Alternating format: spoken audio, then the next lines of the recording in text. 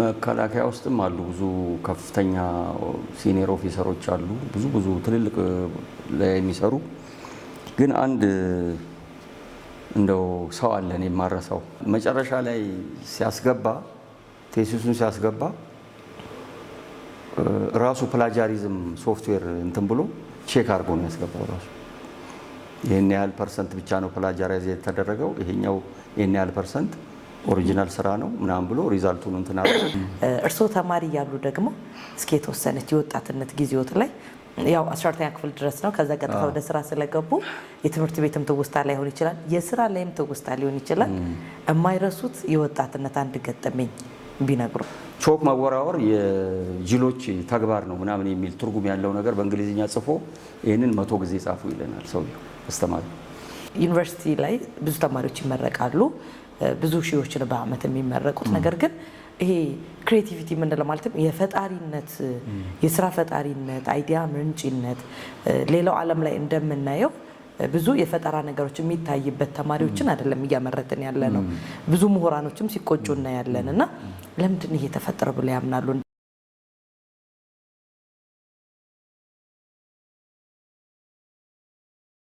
እስኪ ካስተማሯቸው እንግዲህ 10 አመት ቆይታ አሉት እና ካስተማሯቸው ባች ወይንም ደግሞ ምርጥ የሚሉት የማይረሱት ትውልድ ካለ አስታውሱትና እነኛን ልጆች የት እንደደረሱ መጠየቅ ብንችል እንግዲህ አንዱ አንቺ ነሽ እንግዲህ የኛ ባች ትውስታ አሉት። በጣም አሁን አንዱ አንቺ ነሽ። ለምሳሌ አንድ ሶማሌ ልጅ ነበረ ነጃ የሚባል ልጅ አለ። በጣም ነው የሚገርመኝ እሱ ልጅ እስከ ቅርብ ጊዜ ድረስ አገኘው ነበር አሁንም ሳይኖር አይቀርም እዚህ አካባቢና እሱ ልጅ እንትን ይለኛል። ግርማ የሚባል ልጅ አለ ግርማ ሰሚት ብዬ ነው እኔ እንትን ብለው አባቱ ስም እንትና ሰሚት ኮሌጅ ነው የተማረው እሱ ልጅ አሁን እንትን ፕሪንሲፓል ከፍተኛ ደረጃ አማካሪ ሆኖ ኢትዮጵያ ማኔጅመንት ኢንስቲትዩት ይሰራል ግርማ።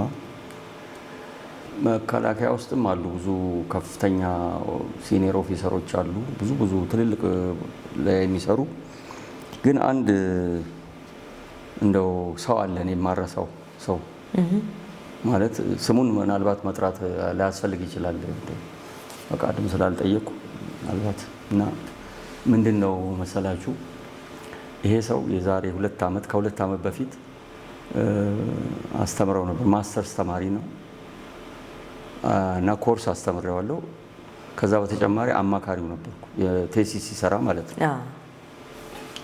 እኔ እንደው በህይወቴ እንደዚህ አይነት ሰው አይቻላቅም ማለት መጀመሪያ ቀን ተነጋገርንና እንዴት መስራት እንዳለበት እንዴት ፕሮሲድ ማድረግ እንዳለበት ከተነጋገርን በኋላ በቃ ስኬጁል አውጥቶ በስኬጁሉ መሰረት ይሰራል። ፊድባክ የተሰጠውን ግብረ መልስ የተሰጠው ወዲያው ያስተካክላል። ሁሉን ነገር ከሚገባው በላይ ነው የሚሰራው። በፍጹም እንደዚህ አይነት ሰው አይቻላልም። በእያንዳንዱ ስቴፕ ላይ ትልልቅ በቃ እሴት እየጨመረ ነው የሚያመጣው እሴት እየጨመረ እና በጣም ነበር የሚገርመኝ። እንደውም አንዳንድ ጊዜ እኔ እየዘገየው እንትን ልበት ነበር እኔ ነበርኩ እንደውም ወደ ኋላ የምቀረው እሱ አይደለም ካለው ቀን በፊት ሁሉ ይጨርሳል። ጨርሻለሁ ግን በዚህ ቀን ስለሆነ የተቀጣጠርነው ቀድሜ መላክ እችላለሁ ወይ ይላል እና መጨረሻ ላይ ሲያስገባ ቴሲሱን ሲያስገባ ራሱ ፕላጃሪዝም ሶፍትዌር እንትን ብሎ ቼክ አድርጎ ነው ያስገባው ራሱ ይሄን ያህል ፐርሰንት ብቻ ነው ፕላጃራይዝ የተደረገው ይሄኛው ይሄን ያህል ፐርሰንት ኦሪጂናል ስራ ነው ምናምን ብሎ ሪዛልቱን እንትን አድርጎ ይሄው ማረጋገጥ ትችላለህ ብሎ ነው የሰጠኝና እኔ የጊዜ አጠቃቀሙ ለውቀት ያለው ዋጋ የሚነገረውን ነገር ወስዶ ትልቅ ደረጃ ላይ ያለ ሰው የሚነገረውን አስተያየት የሚሰጠውን አስተያየት ምን ያህል ርቀት ድረስ ሄዶ እንደሚያስተካክል እንደሚሰራ ስመለከት እኔ በጣም በቃ እጅግ በጣም ነው የሚገርመኝና ራሱ ላይ ሪሰርች ድጋሚ ሰራ ሶት አናሊሲስ ጨርሶ መጣ። ከዛ በኋላ ደግሞ ከተመረቀ በኋላ ዝም ብሎ አልቆመም። ከዛ በኋላ የራሱን ብሎግ ከፍቶ ይጽፋል። በቃ ይጽፋል፣ እስካሁን ድረስ ይጽፋል። ብዙ ነገሮች ነው አስተዋጽኦ የሚያደርገውና የሚጽፈውን ነገር ሁሉ እየላከልኝ አንብብ እያለ ይልክልኛል እና እንትን ያደረገውን በቀጥታ የገባውን ቃል በትክክል ተግባራዊ ያደረገ ሰው አጋጥሞኛልና ይሄ እንደው ፍቃድ ስለሌለኝ ስሙን መጥቀስ ያው ስለማልችል ነው እንጂ እኔ እንደው አገር ቢያውቀው ደስ ይለኛል ይሄን ሰው በእውነት አስሰን እናመጣዋለን። እንግዲህ ምክንያቱም እያንዳንዱ ሰው መምህር አይደለ በያለበት ቦታ ላይ። ስለዚህ ለትውልድ እስከጠቀመ ድረስ አስሰን እናመጣዋለን። ማንነቱን በደንብ እናጠናና እናመጣዋለን ማለት ነው። በጣም ደስ ይላል ዶክተር። እንግዲህ ብዙ ትዝታዎች ይኖራሉ ተማሪዎች ውርት ጋር። እርስዎ ተማሪ እያሉ ደግሞ እስኪ የተወሰነች የወጣትነት ጊዜዎት ላይ ያው 12ኛ ክፍል ድረስ ነው። ከዛ ቀጥታ ወደ ስራ ስለገቡ የትምህርት ቤትም ትውስታ ላይሆን ይችላል፣ የስራ ላይም ትውስታ ሊሆን ይችላል። የማይረሱት የወጣትነት አንድ ገጠመኝ ቢነግሩን። ወጣት ስንሆን ብዙ ነገር አይደለም እናሳልፈው። በተለይ ደግሞ እርሶ ከአዲስ አበባ ውጪ ስለሆነ ብዙ ነገር ያዩ ይመስለኛል እና የማያውቁት አካባቢ ላይ ሲሄዱ ብዙ የሚያስደነግጡ ነገሮች ገጥሞታል። ቅድም እንግዲህ አሁን ትምህርት ቤት አለመኖሩ በራሱ በጣም አስደንጋጭ ነገር ነውና ትምህርት ቤት አዲስ አበባ መሀል ላይ ቆይተው ትምህርት ቤት የሌለበት አካባቢ መሄድ፣ መሰረተ ልማት ያልተሟላበት ቦታ ላይ ሄደው በሚያዩበት ሰዓት እሱ ራሱ አንድ ትልልቅ ገጠመኞች ናቸው። ነገር ግን በህይወት ውጣ ወረድ ላይ የማያስቡት ነገር መግጠሙ አይቀርምና አንዷን የሚያስታውሱት ካለ እንደው የወጣትነት ገጠመኞትን። ምንድነው በእርግጥ በቀጥታ እኔ እንደዚህ ብሎ እንትን ለማለት ጥያቄው ድንገተኛ ሆነ። ግን አንድ ነገር አንድ ሁለት ነገር ልናገር። ትምህርት ቤት እያለን አሁን ነው ነገሩን የተረዳሁት። በእርግጥ አንድ ጓደኛ ያው እንግዲህ ክፍል ጓደኛችን አለ፣ አንተ ነው ውብሸት ይባላል እና ይሄ ልጅ ገና ከልጅነቱ ጀምሮ አባትየው ናቸው ያስተማሩት እንደሚነግረን አሁን ማስታወሻ ይዛል። የእያንዳንዱ የቀን እንግዲህ ልጅ ሆነን እኮ ነው 3ኛ ክፍል 2ኛ ክፍል ምናምን ጀምሮ ነው ያው ነው ትውልድ ዲያሪ እንደሚለው ማለት ነው። እና ማስታወሻ እንትን አድርጎ ዛሬ መምህር ከሌ እንደዚህ የተለየ ነገር ካለ ይጽፋል። ያንን ነገር መጽሐፉ ብቻ ሳይሆን አስቀምጦታል እስካሁን ድረስ ማለት ነው አስቀምጦታልና ምን ሆነ መሰለሽ አንድ ጊዜ ቤታቸው ወደ ሽሮ ሜዳ ነው የሱ ቤት እና 31 ቁጥር እዚህ እስጢፋኖስ ቤተክርስቲያን ጋር ይቆማል። አሁንም ይቆማል 31 ቁጥር። ለጋር ነው።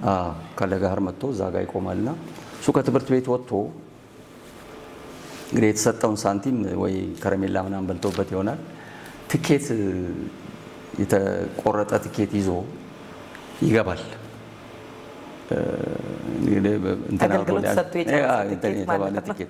ከዛ ኮንትሮል አለ ተቆጣጣሪው ትይዘዋለች። ስትይዘው ያስወርዱታል፣ ይወርዳል። ወርዶ እንደገና ወደ ትምህርት ቤት ይሄዳል። ሄዶ እንግዲህ እዛ ብራዘሮቹን ገንዘብ የለኝምና ስጡኝና ልሂድ ለማለት ነው። ምናልባት 4ኛ ክፍል ወይ 5ኛ ክፍል ምናምን ነው የምንሆነው በዛ ጊዜ። ከዛ በኋላ ሲገባ መምህር ኃይሉ ብርሃኔ የሚባል የቋንቋ አስተማሪያችን ያገኛል። ከዛ በኋላ ለሱ ይነግረዋል። ሲነግረው እንግዲህ አንድ ጊዜ 15 ሳንቲም ነው አውቶቡስ 50 ሳንቲም ይሰጠዋል ቲቸር ኃይሉ። ያን 50 ሳንቲም ይይዝና ወደ ቤቱ ይሄዳል። ይሄድና እንትኑ ላይ ዳያሪው ላይ ዛሬ እንደዚህ አድርጌ ቲቸር ኃይሉ 50 ሳንቲም ሰጥቶኝ በሱ ተሳፍሬ መጣሁ ብሎ ዳያሪው ላይ ይጽፋል። ይሄ እንግዲህ ምናልባት በ1964 ዓመተ ምህረት ምናምን ሊሆን ይችላል ይሄ ነገር እና ያው እንትን ያደርጋል። በሚቀጥለው ቀን ወደ ትምህርት ቤት ይመጣል። ከብዙ 10 ዓመታት በኋላ ከቲቸር ኃይሉ ጋር ይገናኛል። አብረን አገኘነው ቲቸር ኃይሉ ቤቱ ሄደን አገኘነውና ያለፈው ዓመት ነው ይሄ ነገር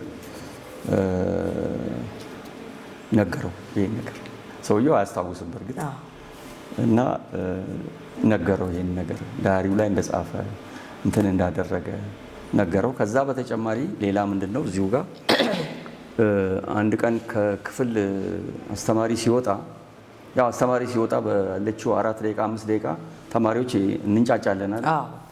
ስንጮህ ቲቸር ኃይሉ ይመጣና ሲያይ በጣም ቾክ እንወራወራለን እኛ ለካ ቾክ ስንወራወር እንደ ቅጣት ብሎ ቦርድ ላይ ትሮዊንግ ቾክስ is perfectly is throwing chalks is a perfect activity of morons የሚል ነገር ይመስለኛል። ብቻ ቾክ መወራወር የጅሎች ተግባር ነው ምናምን የሚል ትርጉም ያለው ነገር በእንግሊዝኛ ጽፎ ይህንን 100 ጊዜ ጻፉ ይለናል ሰውየው አስተማሪ እና ያንን እንጽፋለን። ያችን ማስታወሻ ጽፏል እሱ።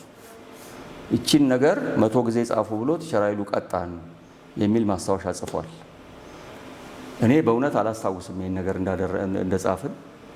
አንተነህ ግን ይሄን ጽፏል እና ስንሄድ ወደ ቲቸር ኃይሉ ቤት ስንሄድ ይሄንን አጀንዳ ይዞ ሄዶ አሳየው ደሱ። ያለፈው አመት ነው ያሳየው። የሚገርም ሰው ነው በጣም እና በጣም በቃ መምህሩ በጣም ተገረመ እንትን አደረገና ይሄ ነገር ከኔ ገጠመኝ ይልቅ አንተነህ ገጠመኝ በጣም ይገርመኛል። እያንዳንዱን ነገር የሰራነውን ነገር አሁን እሱ አጀንዳ ጋር አለ። አሜሪካን ሀገር ውስጥ ለብዙ ዘመን ኖሮ አሁን ኑሮውን አድርጎ እዚህ ነው ያለውና ብዙ ነገሮች ስንጠይቅ አሁን ሬፈረንስ ወዲያው ነው በቃ ከነ ጽሁፉ በቃ ምንም ሳይጥላቸው ይዟቸው ነው የመጣው እነዛ ነገሮች። አሁን ግን ለታሪክ የሚጻፍ ቢባል በደንብ ይጽፋል ማለት ነው። አንድ ይሄ ነው ትዝ የሚለኝ። ሌላው ስራ ላይ ያለው ምንድነው እኛ በምንሰራበት ጊዜ በዛ ደቡብ ኦሞ ፕሮጀክት ውስጥ እንግዲህ በዛ ጊዜ እዚህ አዲስ አበባ ውስጥ የነበሩ በተለያየ የወንጀል ሪከርድ ያለባቸው ሰዎች ወደ ልማት ስራ ሄደው ኖርማል የሆነ እንደው እንደማንኛውም ሰው መደበኛ ህይወት ይኑሩ ብሎ በዛ ጊዜ የነበረው መንግስት አስቦ አፍሶ አስገድዶ ወደ ስራ ወደ ጥጥ ለቀማ ወደ ይሄ ደግሞ ሸንኮራ አገዳ ልማት ስኳር እዚህ መታራ ምናምን አካባቢ ማረሚያ ቤት ያሉ ፍርደኞችን ፍርደኞች አሉ ወጥተዋል። እነሱ ግን ያው ፖሊስ ያቃቸዋልና ለቅሞ እንደገና ወስዶ ከዛ በኋላ ወደ ሁመራም ሰቲት ሁመራ ምናምን እንደዚህ አድርጎ ወደ መንገድ ስራ የተሰማሩ ነበሩ እኛ የምንሰራበት አካባቢና እኔ ተቀጥሬ ሲሄድ እነዚህ ሰዎች አግኝቻቸዋለሁ። 130 ምናምን ይሆናሉ እና ያው የጉልበት ስራ ምናምን ነበር የሚሰሩት እና አንድ ፕሮጀክት ማኔጀር ነበር አቶ ከበደ አበበ ይባል ነበር። ሰውዬ ነፍሱን ይማረው ሞቷል አሁንና የሰውዬ እነሱን ስነ ልቦና ያውቃል እና አንድ ጊዜ ምን አደረገ እሱም እንግዲህ እነዚህ ሰዎች ወደ መደበኛ ህይወታቸው እንዲመለሱ ምክንያቱም ያው ሰዎች ናቸው በስርዓቱ እንትን ምክንያት ባለመማራቸው ምክንያት ያው የተለያየ ችግር ነው ሰው ወደ ወንጀል የሚሄደውና እሱም እንደዛ እንዲሆኑ ይፈልግ ነበርና አንዳንዶቹ ረዳት ምናምን ሆነው ይሰራሉ ይፍጨረጨራሉ ህይወታቸውን ለመቀየር ማለት ነው እና እያንዳንዳቸውን ያውቃቸዋል። ሌላ ፕሮጀክት ላይ አብሯቸው ሰርቷል እሱ በደንብ ነው በስምና በባህሪ ያውቃቸዋል። ስለዚህ ምን አደረገ አንድ ጊዜ የነሱ ሊስት እንትን አደረገና ስማቸውን እየጻፈ ከሌ ጥሩ ይዞታ ላይ ነው ያለው ቢበረታ ሊሻሻል ይችላል ከሌ እንደዚህ ነው ምናምን እያለ የነሱ ብቻ ተጽፎ ቦርድ ላይ እንዲለጠፍ አደረገና አንድ ሰው ነበር አለማየሁ በቀለ ይባላል ስሙና ትንሽ ይጠጣልና ለሱ ላይ የተጻፈው ኮሜንት ትዝ ይለኛል። አለማየሁ በቀለ ይላል አስተያየት የሚለው ላይ ንጹህ ሰካራም ነው ይላል ተብሎ የተጻፈው እንከን የሚያወጣለት እንደዛ አድርጎ እንትን አደረገና አንድ ሰው ነበር ከነሱ መሀል ኃይሉ የሚባል ሰው ነበር። ኃይሉ ትንሽ ለየት ያለ ባህሪ ያለው ስራ መስራትም አይወድም። ይሄም ነገር ሲለጠፍ ብዙም እንትን አላለው። በነገራችን ላይ ያ ነገር በመለጠፉ ምክንያት እነዚህ አስተያየት የተሰጠባቸው ሰዎች በጣም ተፍጨርጭረው ከዛ በኋላ ራሳቸውን ለማውጣት ራሳቸውን ለማሻሻል ኦፕሬተር፣ መካኒክ፣ ዌልደር ምናምን እየሆኑ ራሳቸውን እንትን አድርገው ወደ ሰላማዊ ኑሯቸው በኋላ ላይ ትራንስፎርም አድርገዋልና ሰውየውን በጣም ነው የማደንቀው። ምክንያቱም የነሱን ስነ ልቦና ተመልክቶ ቁጭት እንዲያድርባቸው አድርጎ እንዳይዘናጉ ነው ያደረጋቸው። ብዙዎቹ ጥሩ ደረጃ ላይ ደርሰው ነው ወደ ጡረታም ወደ ምንም ትዳር ይዘው ምን ብለው በቃ እንደማንኛውም መደበኛ ህይወት መኖር ጀምረዋል በኋላ ላይ። ኃይሉ ግን ከነሱ ለየት ይል ነበርና ስንፍናውን ራሱ እንትን ያደርጋል። ምንም አይመስለውም፣ ቀልደኛ ነው እና አንዳንድ ጊዜ ደግሞ እንደው እቃም እንደዚህ የወደቀ ምናምንም ካገኘ ይዞም ሊሄድ ይችላልና ምን አደረገው እሱ ብቻ ሲቀርበት ሰውየው በቅርብ እንደዚህ ከነሱ ጋር ቀርቦ እንደዚህ አይነጋገርም። ፊትም የሚሰጥ ሰው አይደለም። በጣም ኮስታራ ሰው ነው፣ ግን በውስጥ ግን የሚሰማው ነገር አለ ማለት ነው። እና ኃይሉን ወስዶ ዕቃ ግምጃ ቤት መደበው። በደንብ የእጁማ ምን እንድትቀር ዕቃ ግምጃ ቤት መደበው እና ዕቃ ግምጃ ቤት ሲመደበው የዕቃ ግምጃ ቤት ኃላፊው በጣም በቃ እንትን አደረገ፣ ተቃወመ። እንዴት አድርጌ እኔ ይህንን ሰው እንትን አደርጋለሁ ብሎ በጣም ተቃወመ። ኃይሉ በእጁም አይፈርምም ነበር። መሰረተ ትምህርትም ለመማር ፈቃደኛ አልነበር፣ በጣቱ ነበር የሚፈርመው። በኋላ ግን ምንድነው ሰውየውን የዕቃ ግምጃ ቤት ኃላፊውን ጠርቶ በመጀመሪያ ደረጃ የእሱን ኤስቲም ነው ከፍ አደረገ። ማለት አንተ ብዙ ነገር መስራት ትችላለና እንዴት ይህን ሰውዬ መቀየር ያቅታል?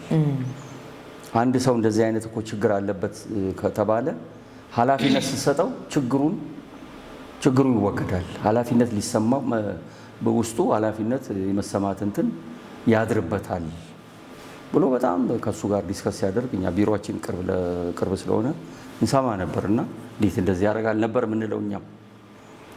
በኋላ ግን ሰውየው ትንሽ ወደ ማመኑ አዘነበለና ኃይሉን ተቀብሎ ማስጠንቀቂያ ሰጥቶ ያው እንደ አንዳንድ ይጠፋሉ ተብሎ የሚታሰቡ እቃዎችን ቆጥሮ አስረክቦ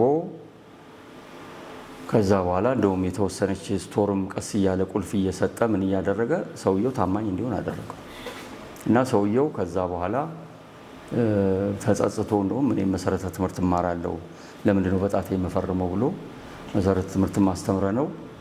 ከዛ በኋላ ወደ እንደ ማንኛውም መደበኛ ሰው ማደግ እንደሚፈልግ ሰው አእምሮ ተስተካክሎ ከትንሽ ጊዜ ከቆየ በኋላ መሳሪያ ላይም ተመድቦ የመሳሪያ ረዳትም ሆኖ ከዛ በኋላም ኦፕሬተር ሆኖ እሱም ጓደኞቹ የደረሱበት ደረጃ ላይ ሲደርስ አይቻለሁ። እኔ ይሄ በጣም ሁልጊዜ የማይረሳኝ ነገር ነው። በጣም ነው የሚገርመኝ ይሄ ነገር። ሰዎችን በማስገደድ ብቻ ሳይሆን ሰዎች በቃ ለራሳቸው ያላቸውን ግምት እንዲቀይሩ በማድረግ ሰዎችን ማሳደግ ይቻላል የሚል ነገር እንትን እላለሁ። ሌላ አንድ ሁልጊዜ የሚገርመኝና ግራ የሚገባኝ አንድ ነገር ደግሞ አለና እዛ አካባቢ ስንሰራ የዛ አካባቢ ሰዎች ያው ስራ አያውቁም። ከስራ ጋር ህይወታቸው በጣም የተራራቁ ናቸው ከሌላው ማህበረሰብ ጋር እና 3 ሰዎች ግን እዛ እኛ ጋር ጥበቃ ስራ ገቡ። ከነዋሪዎች ውስጥ ሲገቡ ይህንን የእኛን ኃላፊ መጥተው የሀገር ሽማግሌዎች እነዚህ ሰዎች ለምንድን ነው መጀመሪያ ልጆቹን ውጡ አሏቸው።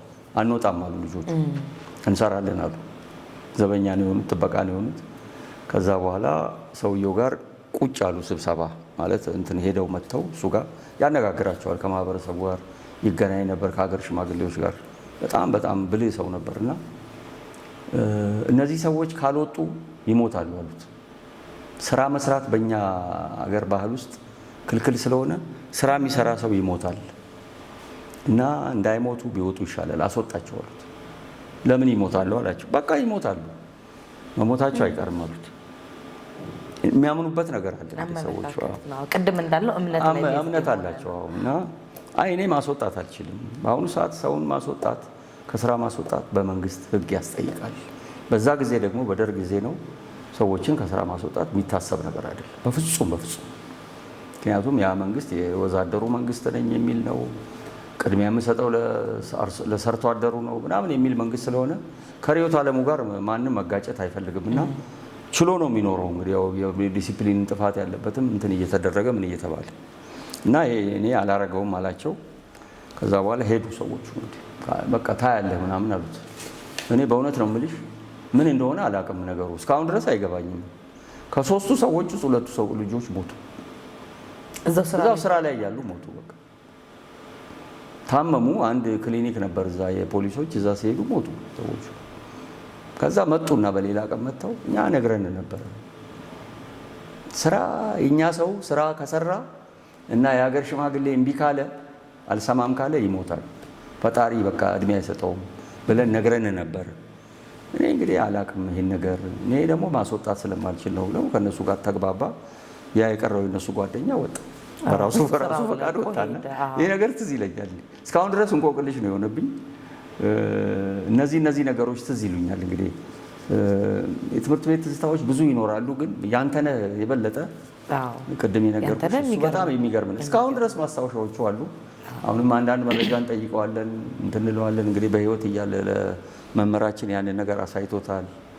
ሳንቲሙን የሰጠውን ሳንቲም ሁሉ እዛ ላይ ጽፎ ያን 50 ሳንቲም ሁሉ ዳሪውን አብረን ሄደን ነው ቤቱ ያሳየ ነውና የ3 ጊዜ ትራንስፖርት ከ5 ሳንቲም መልስ ጋር ማለት ነው። እና መስጠቱ ሳይሆን እንትኑ ዳሪውን መያዙ ይሄን 30 40 ምናምን ዓመት አንድ ማስታወሻ ይዞ አሜሪካን ሀገር ወስዶ ከአሜሪካን ሀገር እንደገና አምጥቶ አሁንም አቬሌብል ማድረግ እንደዚህ አይነት በጣም የሚገርም ሰው ነው። እንግዲህ በየዙሪያችን እንደዚህ የሚገራርሙ በጣም አስገራሚ ሰዎች አሉና በጣም ነው ደስ የሚለው።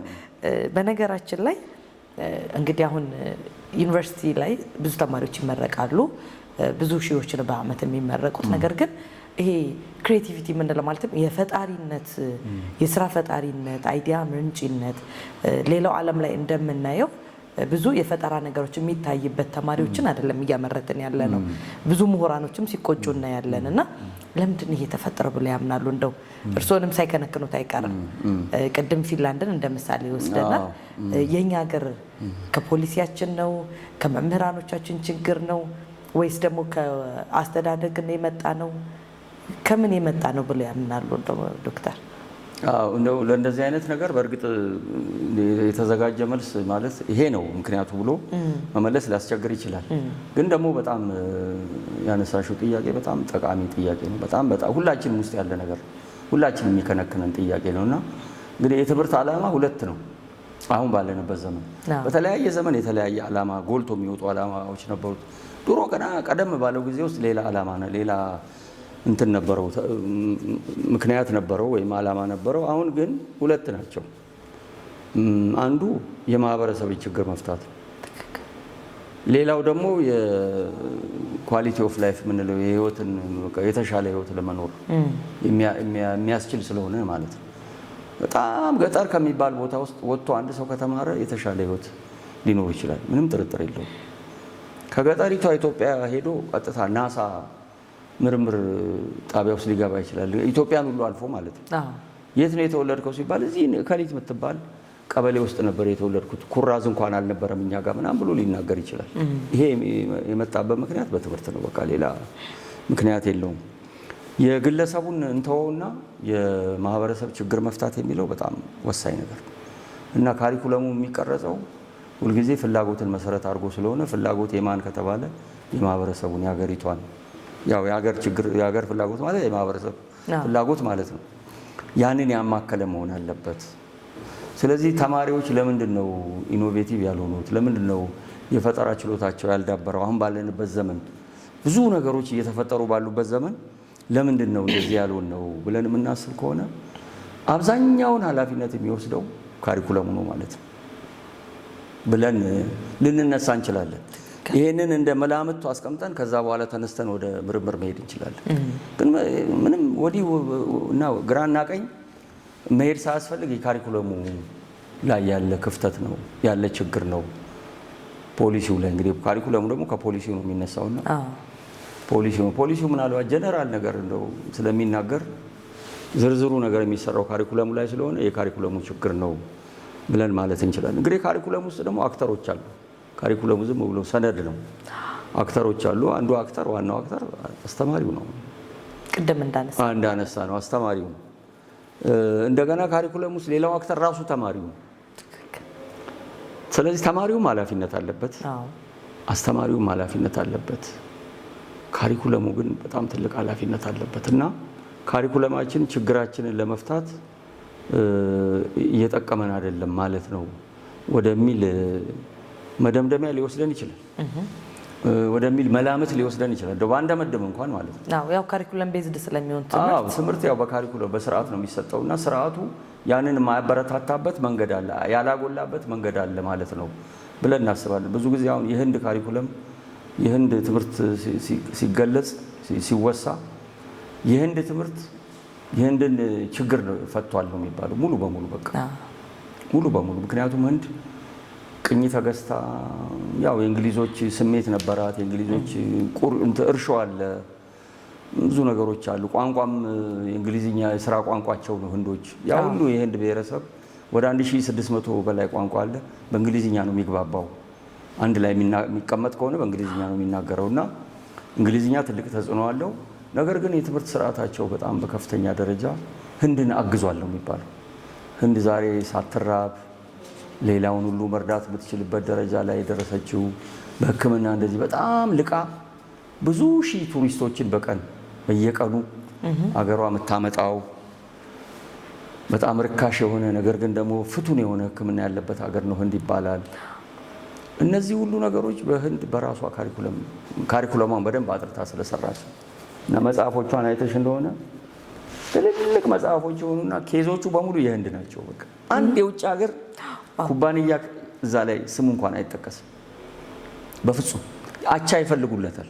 ስለ ፎርድ ኩባንያ መናገር ከፈለገ ያ የቢዝነስ መጽሐፍ አቻ ኩባንያ ፈልገው የራሳቸውን ስታቢሊሽ አድርገው ነው የራሳቸውን እንትን የሚያደርጉት እና ካሪኩለማችን ችግር ፈቺ እንዲሆን ፈጠራን የሚያበረታታ እንዲሆን ፈጠራ ሲባል እንግዲህ ተማሪዎቹ ብቻ አይደለም የፈጠራ ባለቤት መሆን ያለ አስተማሪዎቹም ጭምር አስተማሪዎቹም ራሳቸው የፈጠራ ባለቤት እንዲሆኑ የሚስብ መሆን አለበትና ይሄ ካልተደረገ በስተቀር ፈጠራ በጣም ማለት ኮፒ ሊሆን ይችላል። ኮፒ ፈጠራ አይደለም።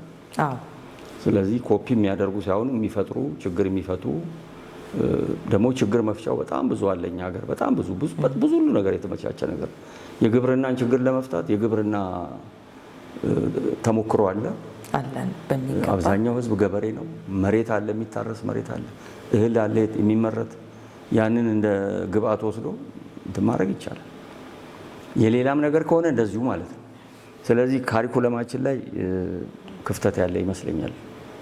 በየጊዜው መታየት፣ በየጊዜው መታደስ፣ በየጊዜው እየተገመገመ ችግር እንዲፈታ እና ይህን የሚያበረታታ መሆን አለበት ብዬ አምናለሁ። እንደዛ ነው የማስበው።